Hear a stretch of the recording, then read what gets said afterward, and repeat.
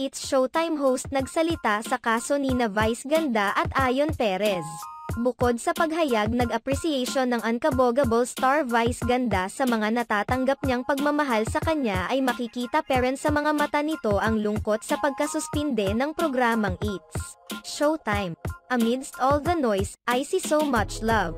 I feel so much love. Hope you see and feel it too cause it's amazingly beautiful. Ilang araw nang binubugbog ng mga basher sa pangunguna ni social media influencer Rendon Labrador ang isang eksena sa It's Showtime, kung saan naging very sensual ang pagtikim ng cake ni Mimi Vice at Ayon Perez sa Isip Bata segment. Samantala ayon sa isang source ay nagpaalam daw muli si Vice Ganda na hindi muna siya makasisipot sa mga susunod na live airing ng programang It's Showtime. Kinakailangan daw niya munang magpahinga sa trabaho kaugnay sa mga issue sa It's Showtime.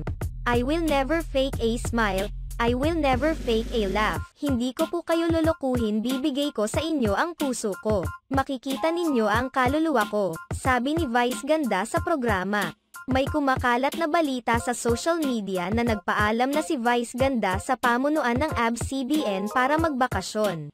Hindi naman nasabi kung pinayagan siya ng executives bukod sa mga naunang bakasyon nito kasama ang partner na si Ayon Perez. Ang tanong ngayon, mapapanatili pa kaya ng It's Showtime ang kanilang mataas na rating kung magpapahinga muna ang unkabogable star Vice Ganda.